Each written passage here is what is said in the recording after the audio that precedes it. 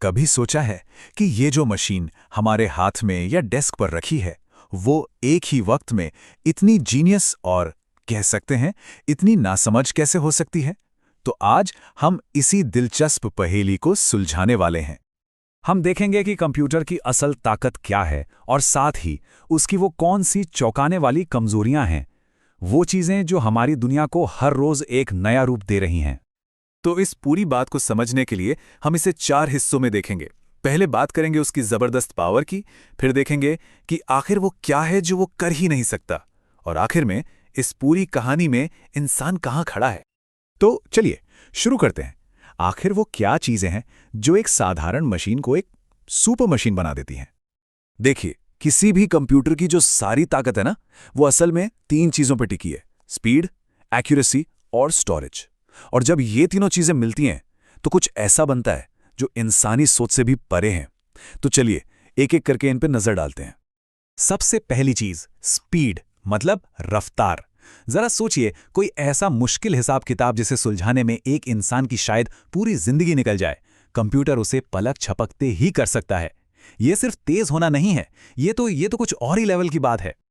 और हां, ये स्पीड बिना एक्यूरेसी के, मतलब सटीकता के, किसी काम की नहीं। और यही कंप्यूटर की दूसरी सबसे बड़ी ताकत है, बिल्कुल 100% सटीक। देखिए, हम इंसान हैं, हम थकते हैं, हमारा ध्यान भटकता है, गलतियां हो जाती हैं। लेकिन एक मशीन वो करोड़ों कैलकुलेशंस बिना जरा सी भी चूक के कर सकती है। हाँ, गलती तभी होगी जब उसे दिया गया कमांड ही गलत हो। तो ठीक है, हमारे पास स्पीड हो गई, एक्यूरेसी हो गई, लेकिन इतनी सारी जानकारी को रखने के लिए कोई जगह भी तो चाहिए, है ना?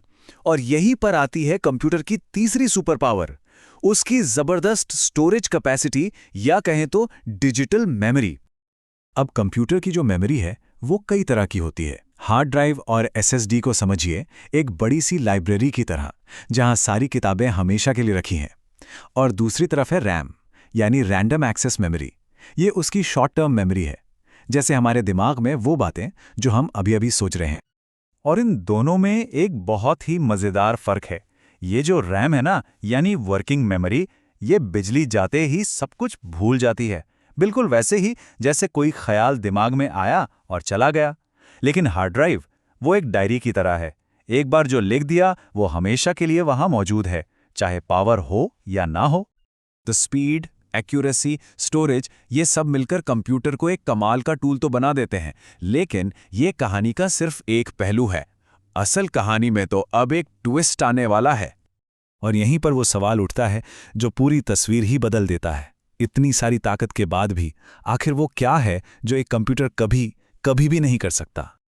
अपनी सारी कैलकुलेशन पावर के बावजूद कंप्यूटर के पास वो एक चीज नहीं है जो हमें इंसान बनाती है। वो क्रिएटिव नहीं हो सकता, मतलब कुछ नया नहीं सोच सकता, वो इमोशंस को नहीं समझ सकता, और उसे किसी चीज का अंदाजा या इंट्यूशन नहीं होता। और यही यही उसकी सबसे बड़ी लिमिटेशन है। एक कंप्यूटर कभी भी अपने दिए गए प्रोग्राम या एल्गोरिदम के बाहर एक कदम भी नहीं रख सकता। सोचिए कि वो एक बक्से में बंद है और उस बक्से की दीवारें किसी और ने नहीं बल्कि उसके ही प्रोग्राम ने बनाई हैं। यानी कि कंप्यूटर जो कुछ भी करता है वो सब पहले से तय है। वो बिल्कुल एक कठपुतली जैसा है जिसकी डोर एक प्रोग्रामर के हाथ में है। वो खुद से अपनी मर्जी से 1 इंच भी नहीं हिल सकता।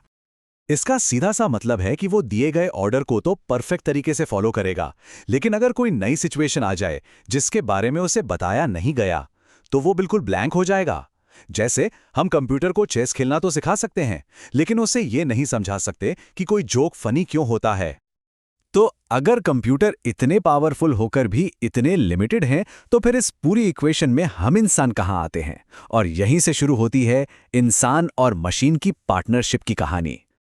ये पूरा प्रोसेस हमेशा एक इंसान से ही शुरू होता है, जिसके दिमाग में एक आइडिया या कोई प्रॉब्लम होती है। फिर इंसान उस आइडिया को पूरा करने के लिए खास इंस्ट्रक्शन लिखता है, और कंप्यूटर का काम बस उन इंस्ट्रक्शंस को बिना कोई सवाल पूछे पूरा कर देना। और इससे बनती है एक कमाल की पार्टनरशिप, जहां हमारी यानी इंसानों के क्रिएटिविटी और आइडियाज को मशीन की स्पीड और एफिशिएंसी से मिला दिया जाता है। मतलब सोचते हमें और उस सोच को हकीकत में बदलती है मशीन। तो बॉटम लाइन क्या है? बॉटम लाइन ये है कि कंप्यूटर एक शानदार, एक बहुत ही पावरफुल टूल है, लेकिन आखिर में है वो एक टूल ही। वो कोई इंडिपेंडेंट थिंकर नहीं है। वो तो बस इंतजार करता है कि कोई उसे बताए कि करना क्या है। और ये बात हमें भविष्य के एक बहुत बड़े सवाल के सामने लाकर खड़ा कर देती है। जैसे जैसे इंसान और मशीन की ये पार्टनरशिप और भी गहरी होती जाएगी, तो सवाल ये है कि असली कंट्रोल किसके हाथ में रहेगा। ये सोचने वाली बात है ना।